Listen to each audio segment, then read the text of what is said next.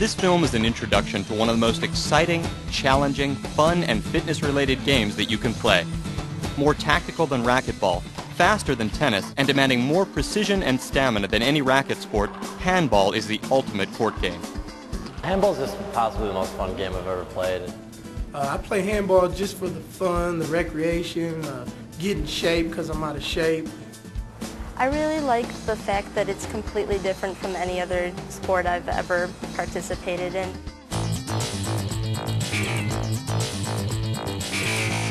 The modern game is fast and exciting and played on 3 different courts.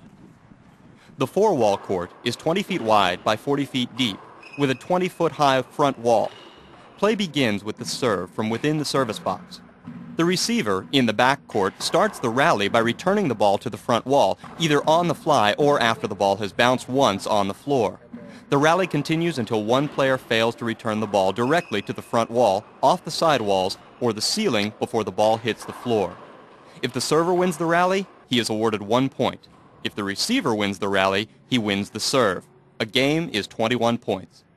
The 3-wall court and game are the same as played on the 4-wall court, except that there is no back wall. The 1-wall court is 20 feet wide, 34 feet deep, and has a 16-foot-high front wall. Various balls are used on all 3 courts. The white label ball is used for teaching as well as tournament play for women and boys up to the age of 15 because it's softer and lighter than the red label ball, which is the official men's ball. The big blue ball is primarily used on 1-wall courts but can be used for teaching in other versions. It's required that all players properly wear approved safety eye guards at all times when on the court. When playing handball, it's important that you never lose sight of the ball so that you can anticipate your movement about the court. The 1-wall court is 20 feet wide, 34 feet deep, and has a 16-foot-high front wall.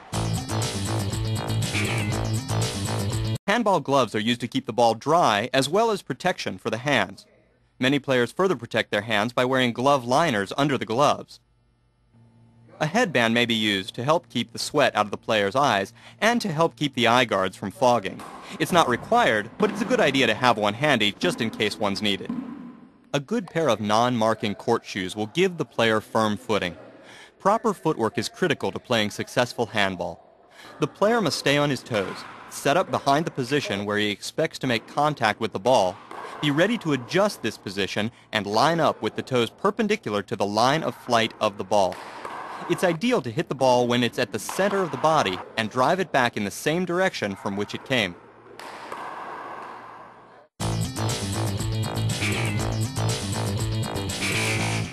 Both hands are used to play handball.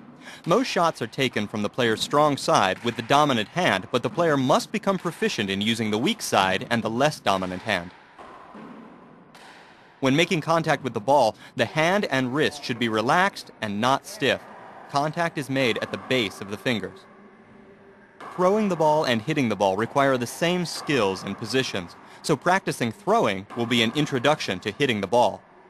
The overhand stroke is easy and natural, since it's the same throwing motion used in other ball sports. It's executed by turning toward the right or left wall, determined by whichever hand will be used, bringing the arm back with the hand near the ear. The opposite hand then leads off and gets out of the way. The knees are bent in order to give leverage to the shot. The hand contacts the ball near the ear, about the center of the body, and sends the ball up in the same manner as if it were thrown. For the normal sidearm stroke, the swing should begin about shoulder high, the elbow leading the hand, and contact made near the center of the body. Again, the opposite hand leads off. This swinging of the opposite hand and arm will help the player's balance and rhythm. The toes should be perpendicular to the line of flight of the ball. The low sidearm stroke is similar to the normal sidearm stroke, but is much lower. The forearm is parallel to the floor, and the knees are bent much lower. The underhand stroke is executed from a more upright position, with the knees bent slightly, the hand brought back about shoulder height. The contact with the ball is about the center of the body, and the follow-through is in the direction where you want the ball to go. The fist shot is used mostly to send the ball to the ceiling with great force. The stroke used is similar to the underhand stroke, but the knees, especially the knee of the back leg, are bent much more. Contact is made with a closed fist, the ball hitting at the cuticles and the padded area below the thumb. The knees extend upward for added force.